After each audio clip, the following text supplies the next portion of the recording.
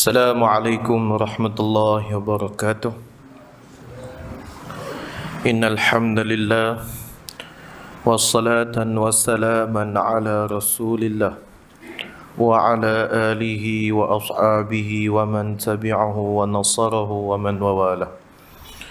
Ashhadu an la ilaha illallah wahdahu la syarika lah wa ashhadu anna sayyidana Muhammadan abduhu wa rasuluh. Allahumma salli wa sallim ala sayyidina Muhammad al-fatih lima ughliq wal khatim lima sabaq nasiril haq bil haq wal hadi ila siratikal mustaqim wa ala alihi wa ashabihi haqqa qadrihi wa miqdarihi al-azim. Bismillahirrahmanirrahim. نويت التعلم والتعليم والتذكر والتذكير والنفع والانتفاع والإفادة والاستفادة والحث على تمسك بكتاب الله وسنة رسول الله صلى الله عليه وسلم والدعاء إلى الهدى والدلالة على الخير ابتغاء وجه الله ومرضاته وقربه وثوابه لله تعالى. اللهم افتح بيننا وبين قومنا بالحق وأنت خير الفاتحين. رب اشرح لنا صدورنا ويسر لنا أمورنا واحلل عقدة من ألسنتنا يفقه قولنا.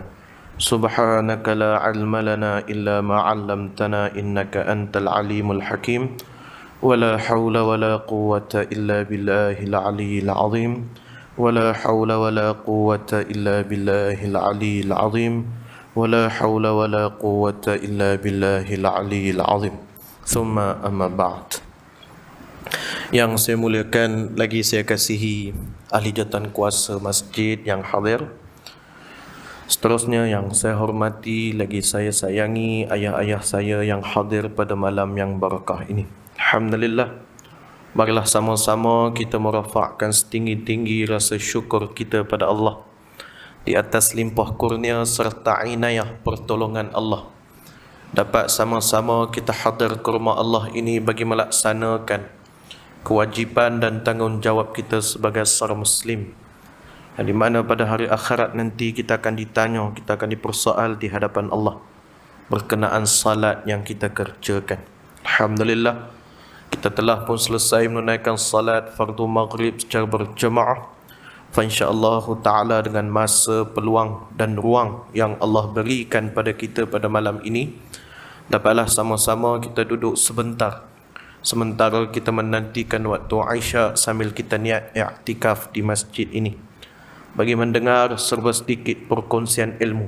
Mudah-mudahan Allah Subhanahu wa ta'ala menurunkan rahmat dan berkat di sepanjang majlis kita ini berlangsung, insya-Allah.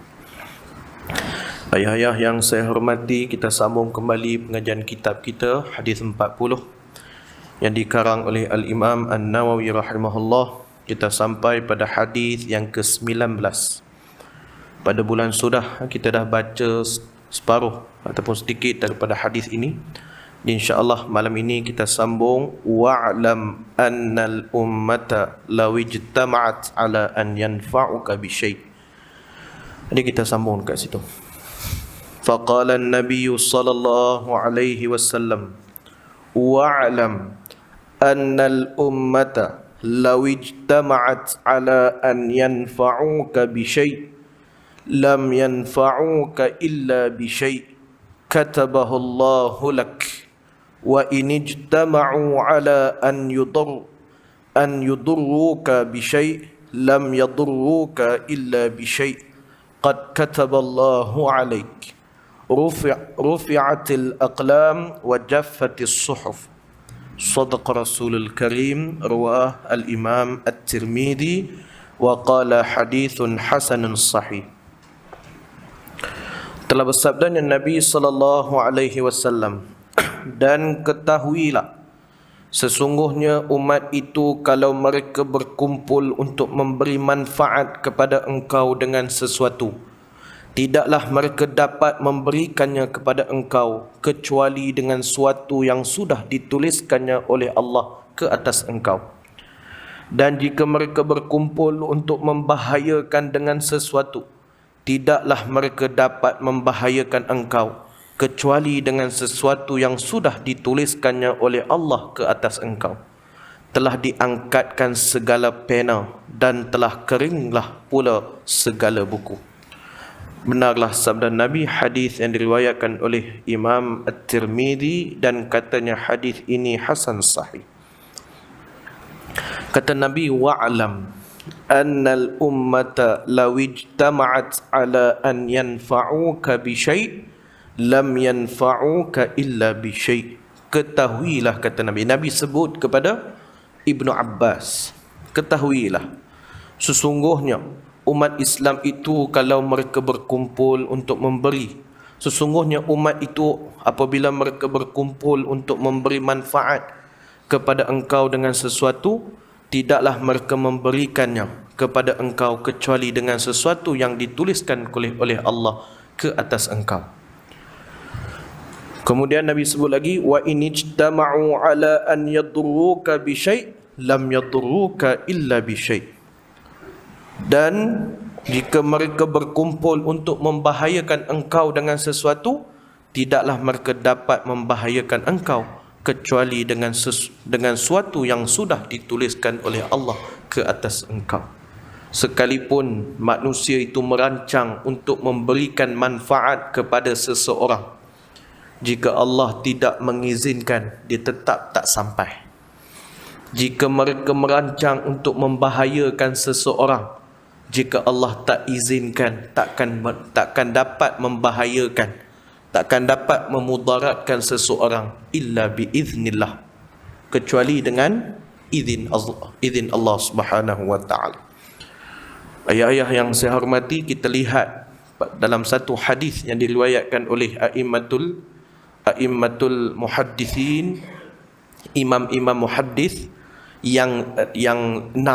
Imam Bukhari meriwayatkan hadis yang sama, Imam Muslim pun meriwayatkan hadis yang sama, Imam Abu Daud, Tirmidzi, Ibn Majah dan juga An-Nasai meriwayatkan satu hadis yang sama, cukup masyhur, hadis yang sangat sahih, iaitu hadis yang di mana Nabi bangun daripada rukuk, iaitu bacaan Nabi ketika Nabi i'tidal.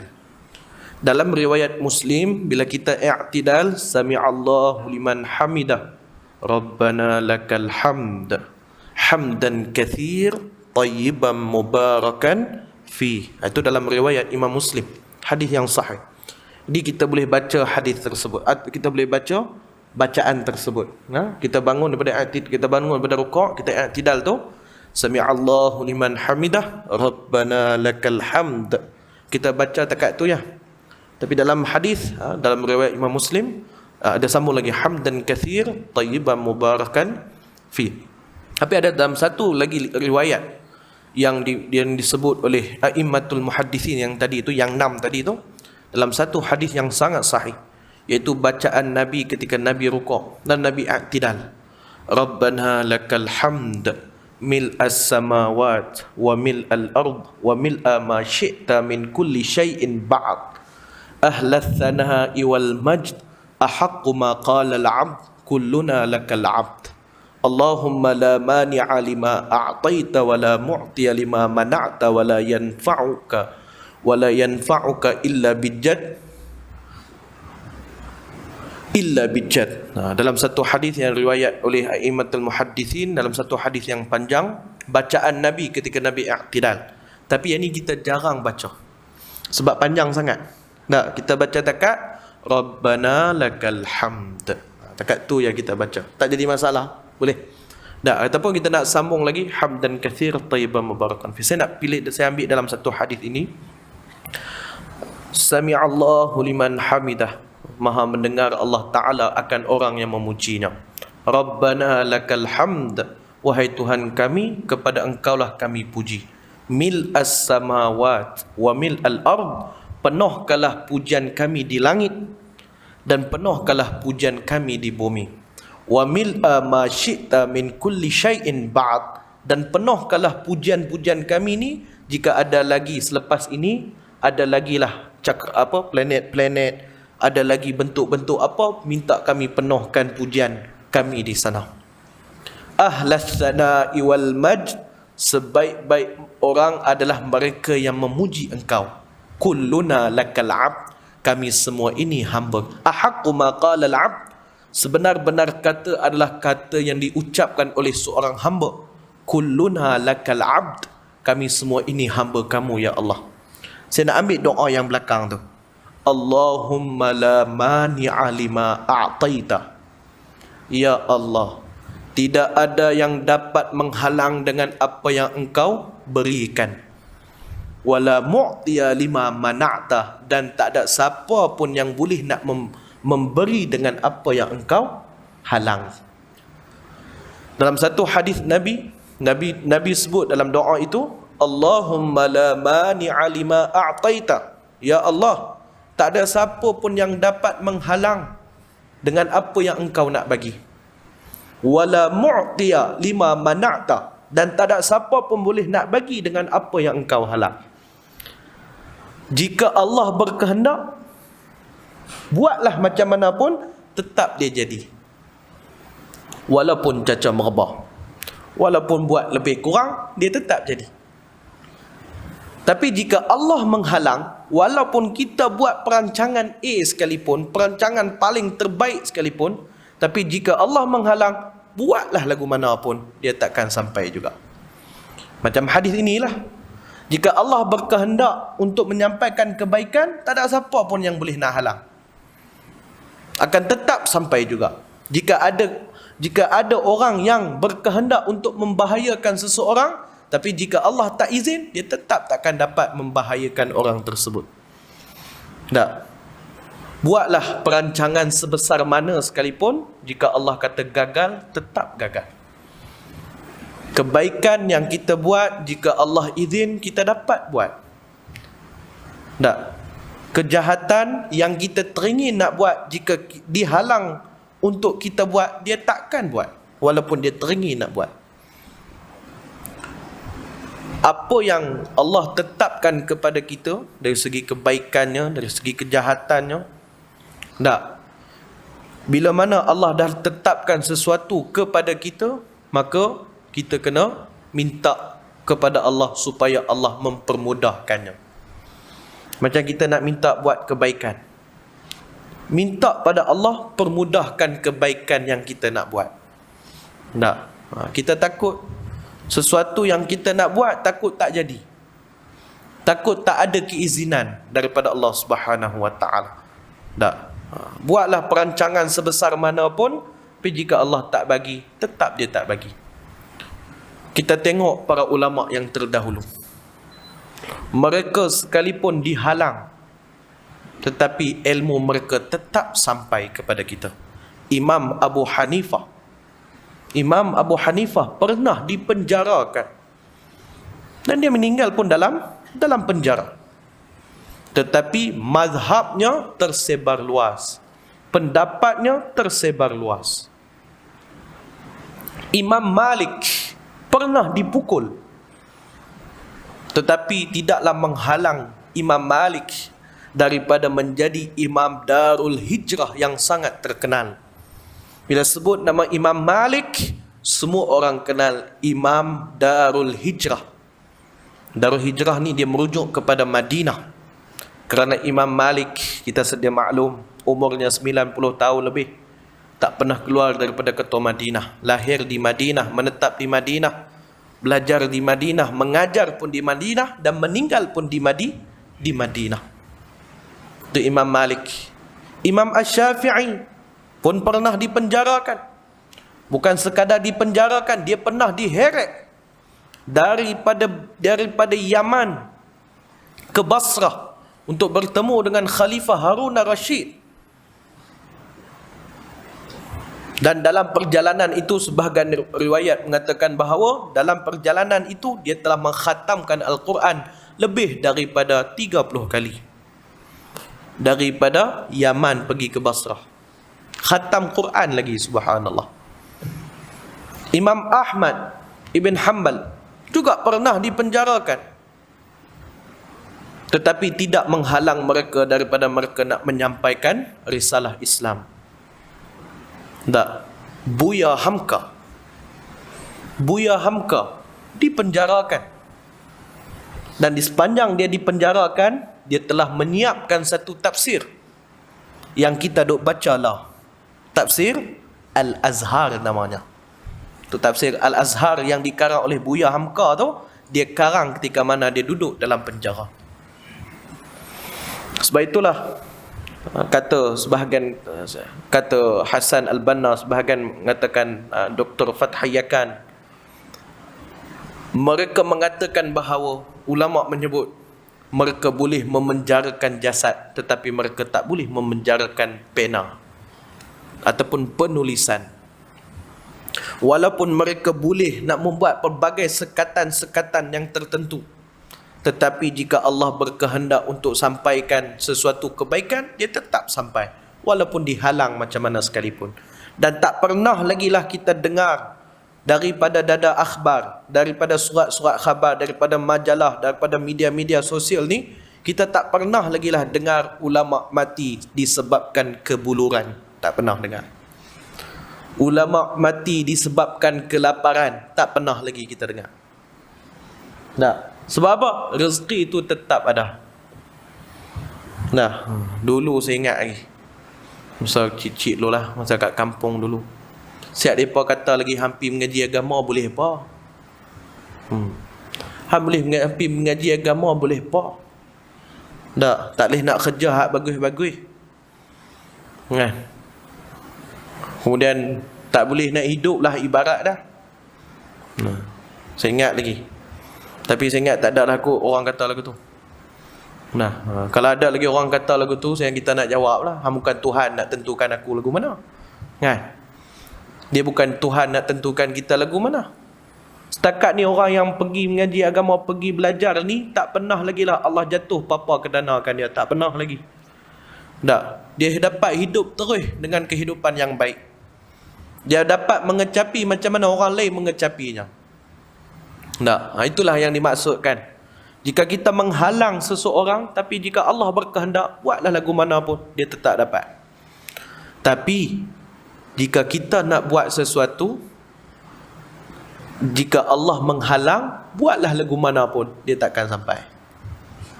Jika kita berkehendak, Allah menghalang, dia takkan sampai. Jika kita menghalang tapi Allah berkehendak, dia tetap sampai. Tak. Itu sebab tuan guru kami sebut, nasi yang kot tangan kita ni belum tentu rezeki kita. Nasi yang ada atas pinggan tu belum tentu rezeki kita lagi.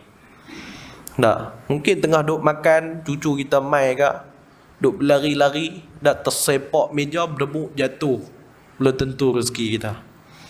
Tak. Walaupun dah tersedia atas pinggan, tinggal lagi nak ambil suap ke mulut ya. Tu pun belum tentu rezeki kita. Tak. Tu maksudnya. Nah, jadi inilah yang disebut oleh Nabi sallallahu alaihi wasallam. Baik. Rufi'atil aqlam wa jaffatis suhuf. Diangkat pena. Telah diangkatkan segala pena dan telah keringlah pula segala buku. Ini nak cerita tentang kebaikan. Jika nak tulis satu persatu kebaikan tu, tak terdapat ditulis. Kerana terlampau banyak sangat kebaikan-kebaikan. Tak. Jika kita nak menulis apa yang kita buat satu persatu, dan jika kita nak senaraikan kebaikan yang ada, takkan terdapat untuk kita menulisnya. Kerana apa? Kerana terlampau banyaknya kebaikan yang tersedia ada. Tak. Tinggal lagi kita nak buatnya. Buat dengan tak buatnya. Itu je. Tak. Ini yang dimasukkan dengan diangkat pena. Ada amalan, ayah-ayah sekalian, ada amalan yang Nabi kata diangkat pena. Maksud kata tak ditulis. Tak. Antaranya rufi'a an ummati thalathatun. Diangkat ke atas umat aku ini 3 benda. Apa dia? Yang pertama, al-khata', tersilap, tersalah. An-nisyan, terlupa. Wa mastukru alai, terpaksa. 3 ni tak ditulis. Tersilap, tak ditulis. Benda yang tersilap, benda yang kita silap, nak buat macam mana? Tak ditulis, maksud kata tak dikira. Kemudian terlupa.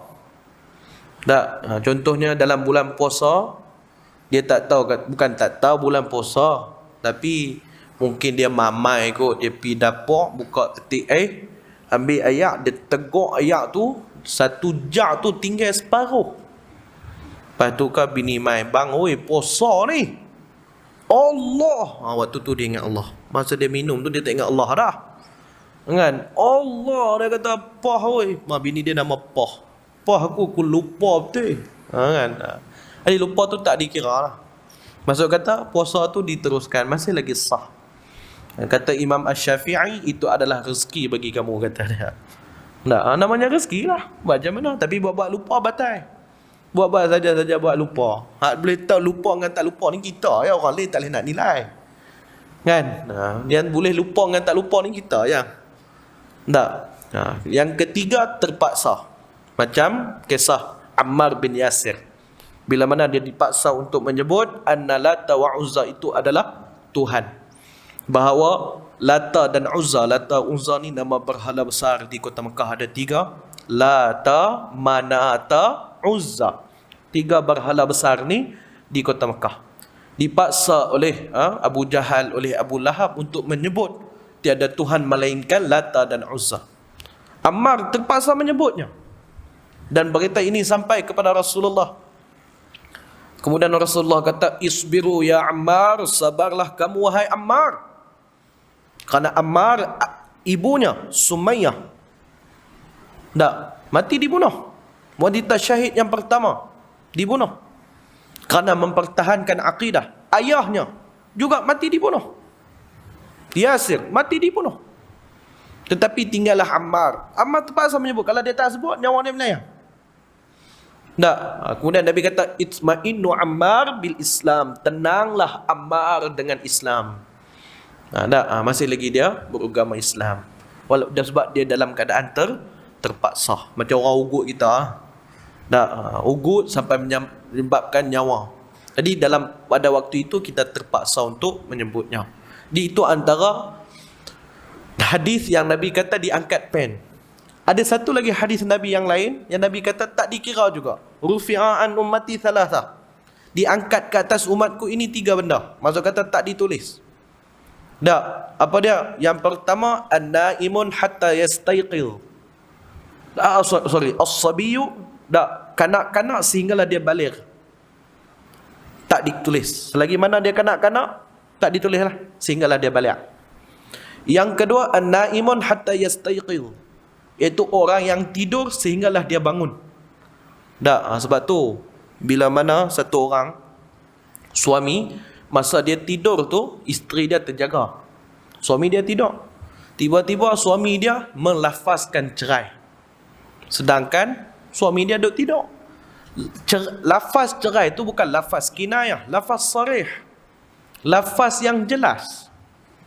Dia tengah duduk tidur ni dah, "Pohoi, aku cerai hang dengan talak 1." Lafaz sarih lah tu, lafaz yang jelas. Sedangkan dia tengah duduk tidur. Maka kata ulama tak dikira kerana dia dalam keadaan tidur. Masa dia tidur, dia buat apa? Tak dikira sampailah dia jaga. Yang ketiga, gila sampai dia berakal. Masa dia gila tak dikira. Dia warah ya, baru dikira. Ni yang Nabi sebut 3 perkara yang diangkat. Ni yang apa? Yang disebut sebagai rufi'atil aqlam, diangkat pena. Tapi hadis ini tidaklah merujuk kepada perkara itu. Hadis ini nak menceritakan bahawa kalau nak disenaraikan kebaikan itu, takkan tersenarai kerana terlampau banyaknya kebaikan yang tersedia ada. Taib. Wa fi riwayatin hadis, kata Imam Tirmizi, hadis ini hasan sahih. Ibu dan ayah yang saya hormati, kenapa Imam Tirmizi dia sebut hadis hasan sahih? Hasan sahih ni hanya Imam Tirmizi saja yang meletakkan, imam lain tak ada. Imam Bukhari dia tidak meletakkan, Imam Muslim dia tidak meletakkan, Imam Abu Daud guru pada Imam Tirmizi pun tidak meletakkan, kemudian Ibn Majah pun tidak meletakkan, Imam An-Nasai pun tidak meletakkan. Yang meletakkan hasan sahih ni Imam Tirmizi sahaja. Ada dalam kitab Manahij Al-Muhaddithin yang dikarang oleh Dr. Muhammad Nuh Al-Qudah, hafizahullah, masih ada lagi.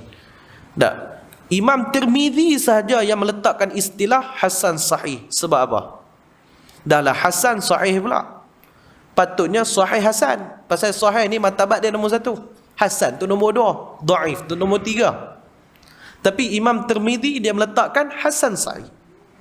Ada sebabnya. Sebab yang pertama, hasan dari segi rawinya, sahih dari segi matannya.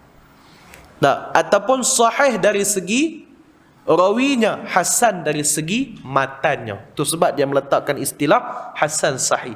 Mungkin rawi itu hasan, martabat yang kedua, tapi hadis dia hadis yang sahih. Dan mungkin juga rawi itu rawi yang an tu, mungkin rawi itu sahih, mungkin matan juga adalah hasan. Tak, kita pun tahu kenapa dia jadi hasan. Tak, hasan ni dia macam mana hadis tu dia boleh jadi nombor 2 hasan? Disebabkan satu syarat. Hadis sahih ni dia ada 6 syarat. Yang pertama adalah, yang kedua dawabit, yang ketiga adamus syudzuz, yang keempat ada mu'illah, yang kelima ittisalus sanad. Ada 5 syarat. Tak, yang pertama al-adalah. Al-adalah ni merujuk kepada rawi. Tak, maksud adalah tu adil. Adil di situ bukanlah adil meletakkan sesuatu pada tempatnya. Bukan adil itu. Dan adil dari segi ilmu hadis, adil adalah mereka yang yang mempunyai sifat seperti mana seorang mukallaf, iaitu seorang yang baligh, yang waras akalnya, agama Islam, baik dari segi pemikirannya, baik dari segi tubuh badannya. Itu yang dimaksud dalam al-adalah. Yang kedua ittisalus sanad, sampai sanad. Sampai sanad tu maksudnya daripada orang yang last dapat hadis, bersambung sanad tu sampai kepada Rasulullah. Contoh, an Syu'bah bin Al-Hajjaj,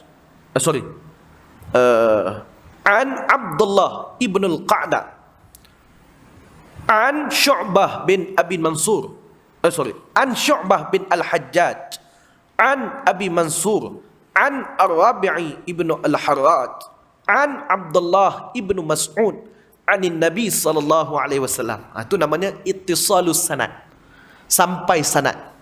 Tak, orang yang terakhir dapat hadis Abdullah ibn Al-Qa'nab. Abdullah ibn Al-Qa'nab dia ambil hadis daripada guru dia Syu'bah bin Al-Hajjaj. Syu'bah ambil hadis daripada gurunya Abi Mansur. Abi Mansur ambil hadis daripada gurunya Ar-Rib'i bin Al-Harrat. Ar-Rib'i ambil hadis daripada sahabat Abdullah ibn Mas'ud. Sahabat Abdullah ibn Mas'ud ambil hadis daripada Nabi. Itu namanya ittisalus sanad. Kalau Abdullah ambil hadis daripada Syu'bah sampai Syu'bah ambil hadis daripada siapa tak tahu, terputus sanad, maka hadis itu tak jadi sahih. Faham dia macam tu? Tak, itu yang kata sanad tu. Tak, sanad daripada tuan guru kita ambil daripada guru dia, guru pada guru sampailah kepada Rasulullah. Itu namanya ittisalus sanad, sampai sanad. Yang ketiga dawabit. Dawabit ni maksud kata ingatan ataupun catatan. Seorang rawi yang baik, untuk menjadikan hadis itu hadis yang sahih, mestilah rawi itu mempunyai daya ingatan yang cukup kuat, ataupun memiliki catatan hadis yang baik. Apa yang dia terima daripada Nabi, dia mencatatnya tanpa gugur satu kalimat, ataupun dia mengingatinya. Tak. Syarat yang ketiga inilah, dawabit inilah yang menyebabkan hadis itu jatuh hasan. Sekiranya rawi ataupun orang yang menceritakan hadis itu mempunyai ingatan yang sikit, maksud kata dia ingat-ingat lupa. Bahasa dia mudah aku tu. Tak. Dia bukan tak ingat, dia ingat, tapi dia mungkin dari segi perkataan sama ada matan ini ke, perkataan ini ke, mungkin. Daripada situ. Dari segi daya ingatan. Tak. Kalau ingatan yang kuat, dia menceritakan benar daripada hadis Nabi, maka benarlah hadis itu adalah hadis yang sahih. Senang faham macam saya pernah cerita dulu. Tak. Tentang berlakunya kemalangan. Saya on the way nak mai, berlaku kemalangan dekat lampu isyarat. Tak. Saya tengok dengan mata kepala saya. Kemudian saya mai, saya ceritalah. Saya jumpa tuan imam, saya cerita kat dia, "Imam, tadi saya nak mai, tadi ada accident dekat depan traffic light tu. 3 buah kereta, seorang meninggal." Tak. Imam dapat cerita tu. Imam pula pergi cerita kat Tok Bilal pula. Ni cerita ni daripada Imam dia tak tengok. Yang tengok tu saya. Tak, tapi dia dapat cerita daripada saya. Dia pun cerita kat Bilal. Tadi Ustaz Amsyar beritahu, tadi ada kemalangan 3 buah kereta, seorang meninggal. Bilal pula jumpa siap pula. Tak, imam cerita kat aku, imam ambil cerita daripada Ustaz Amsyar. Macam tu, itu namanya ittisalus sanad tu. Tak, ada kemalangan 3 kereta, 1 meninggal. Siap pula jumpa AJK pula. Tak, beritahu tadi aku ambil cerita ni daripada Bilal, Bilal ambil cerita daripada imam, imam ambil cerita daripada Ustaz Amsyar. Contoh. Tak, ada kemalangan 3 biji kereta, seorang meninggal. Cerita tu cerita yang sahih. Tak ada tokok tambah, tak ada kekurangan. Maksudnya dia cerita sebiji, macam mana yang diceritakan oleh orang yang pertama cerita. Begitu juga dengan Nabi dan juga para sahabat. Nabi sampaikan hadis, sahabat ambil hadis tu, lalu dia meriwayatkan kepada orang lain. Orang lain tu dapat hadis tu, dia meriwayatkan pada orang lain pula. Tak, meriwayatkan terus hadis tu sampai kepada Rasulullah. Hadis tu hadis yang tepat tanpa ada penambahan dalam matan hadis. Maka cerita tu, hadis tu adalah hadis yang sahih. Cerita itu adalah cerita yang sahih. Hasan ni, saya pergi cerita kat imam, imam pergi cerita kat Bilal. Siak dengan ahli jawatan kuasa ni, Siak ni memiliki satu masalah, iaitu ingatan dia. Dia cerita, dia kata ada kemalangan. Betul ada kemalangan. Tak, 3 biji kereta, betul 3 biji kereta, tapi tak ada orang meninggal. Padahal kita cerita ada orang meninggal. Dia cerita kata tak ada orang meninggal. Dia cerita lain pula. Dia pun dapatlah cerita tu. Dia pula jumpa dengan ketua kampung pula. Kemudian berlarutan cerita tu. Daripada cerita asal dah jadi lain. Memang cerita yang sama, sahih. Memang betul cerita tu. Tapi dah ada penambahan dan kekurangan. Maka dia jadilah hasan. Dhaif ni, dhabit tu dia terus kurang. Kemalangan itu betul berlaku. Tak. Kemudian dia tak cerita berapa accident, kereta yang accident. Dia tak cerita ada orang meninggal. Dia hanya cerita ada accident saja. Padahal kita dah cerita dah, tapi disebabkan dia lupa. Tak. Tapi dia sampai ke cerita ada kemalangan. Itu je. Maka cerita tu dhaif. Maudhu' senang je. Benda yang tak berlaku, kita wujudkan. Insiden tu tak berlaku pun, tapi kita mengadakan cerita. Itulah maudhu'. Hadis palsu. Hadis palsu ni hadis yang Nabi tak riwayatkan. Nabi tak sebut pun hadis itu. Tapi mengadakan hadis, itu dia maudhu'. Cara nak faham itulah. Jadi, hasan sahih ni, hasan tu mungkin dari segi rawi. Sahih dari segi matan. Tak. Ataupun sahih dari segi matan, hasan dari segi sahih dari segi rawi, hasan dari segi matan. Itu beza di antara hadis hasan. Sebab tu Imam Tirmizi dia meletakkan hasan sahih. Wa fi riwayatin ghairi Tirmizi. Dan dalam riwayat selain daripada Imam Tirmizi. Sebab tu Imam Tirmizi ni dibaca dengan tir. Ta tu dibaca dengan kasrah, baris bawah. Bukan Tirmizi. Diriwayatkan Imam Tirmizi. Tirmizi tu jiran kita di sebelah rumah tu, Imam Tirmizi lah. Tapi kalau imam yang meriwayatkan hadis ini, namanya ialah At-Tirmizi. Tirmizi. Dalam riwayat lain, ihfazillah tajidhu amamaka ta'arraf ilallahi firrakha'i ya'rifka fi syiddah. Peliharalah Allah, nescaya engkau dapati Allah di hadapan engkau. Kenallah kepada Allah pada masa lapang, nescaya ia kenal engkau pada masa susah. Dalam riwayat lain, Nabi sebut, peliharalah Allah. Hadis ni kita dah bahas dah sebelum ini. Peliharalah Allah, nescaya engkau dapati Allah ada di hadapan engkau. Bila mana kita meyakini akan kewujudan Allah Subhanahu wa taala, maka kita tak akan buat sesuatu benda yang mendatangkan kemurkaan Allah. Kerana kita meyakini bahawa Allah Ta'ala itu melihat kita. Itulah maksud daripada maksud ihsan. An ta'budallah ka'annaka tarahu fa innahu yaraka. An ta'budallah ka'annaka tarahu fa illam takun tarahu fa innahu yaraka. An ta'budallah ka'annaka tarahu, bahawa kamu sembah Allah Ta'ala seumpama kamu melihatnya. Wa illam takun tarah, sekiranya kamu tak dapat melihatnya, fa innahu yaraka, sesungguhnya Allah itu melihat kamu. Itulah maksud daripada maksud ihsan. Bila kita meyakini bahawa Allah Ta'ala itu melihat apa yang kita buat, kita takkan buat sesuatu benda yang mendatangkan kemurkaan Allah Subhanahu wa taala. Betul Nabi kata, peliharalah Allah, engkau akan dapati Allah ada di hadapan engkau. Bila kita buat sesuatu, kenapa kita solat? Kenapa kita puasa? Karena kita beriman dengan Allah Subhanahu wa taala. Karena kita mematuhi sami'na wa ata'na. Karena kita mematuhi perintah Allah. Itu sebab kita mengerjakan salat, kita melakukan ibadah, puasa, zakat, kerana kita takutkan Allah. Dalam hadis lain Nabi sebut, ittaqullah, takutlah kamu akan Allah haitsuma kunta, di mana saja kamu berada. Di mana tempat kita duduk, takutlah kita dengan Allah. Di mana kita pergi, di mana kita dicampakkan, takutlah kita kepada Allah. Walaupun kita pergi satu tempat yang orang tak kenal kita, tapi kita kena tahu bahawa Allah sentiasa melihat kita. Takutlah Allah.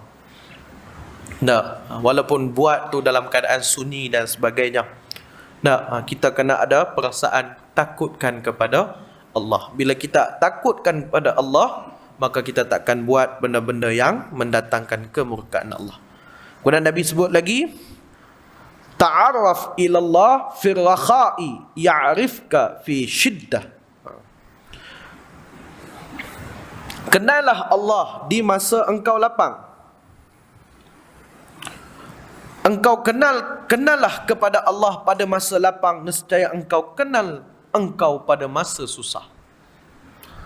Kenallah Allah pada masa lapang, nescaya Allah akan membantu engkau ketika engkau susah. Dekatkan kita dengan Allah bila mana kita senang. Sebab kita risau, kadang bila kita senang, kita risau, kita lupakan Allah. Wala takunu kalladzina nasullah fa ansahum anfusahum. Al-Hasyr. Dan janganlah kamu jadikan orang yang melupakan Allah, kelak Allah akan melupakan kamu. Fadhkuruni azkurkum. Al-Baqarah. Ingatlah padaku, ku ingat kamu. Ingatlah kepada Allah, Allah akan ingat kita. Masa kita senang, ingat Allah. Masa kita susah pun ingat Allah. Masa kita senang, ingat Allah, nescaya Allah bantu kita ketika mana kita susah. Kerana kita ingat Dia masa kita senang. Tu Nabi sentiasa ingatkan kita, dua benda jangan kita abaikan. Dua benda jangan kita lupa. Apa dia yang dua benda tu? Bulan depan, insya-Allah. Jadi kita berhenti dekat ni dulu. Kita berhenti dekat kenallah engkau pada masa susah. Sebab hari ni 5 hari bulan 8.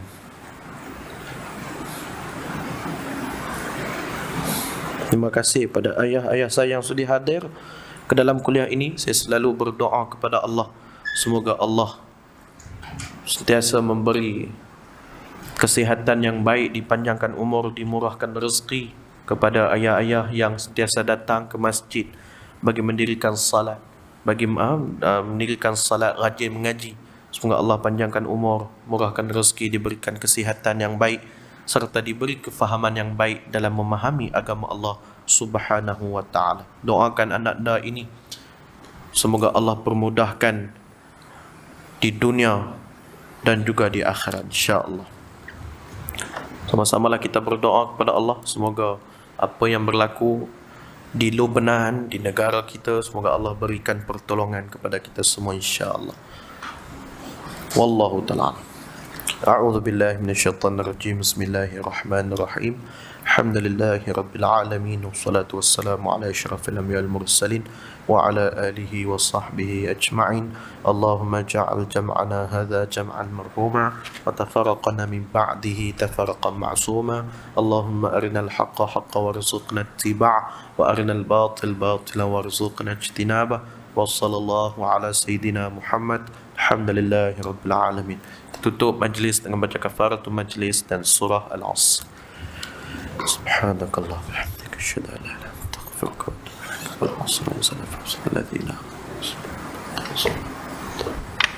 أقول ما سمعتم استغفر الله العظيم لي ولكم وبالله التوفيق والهداية. السلام عليكم ورحمة الله وبركاته.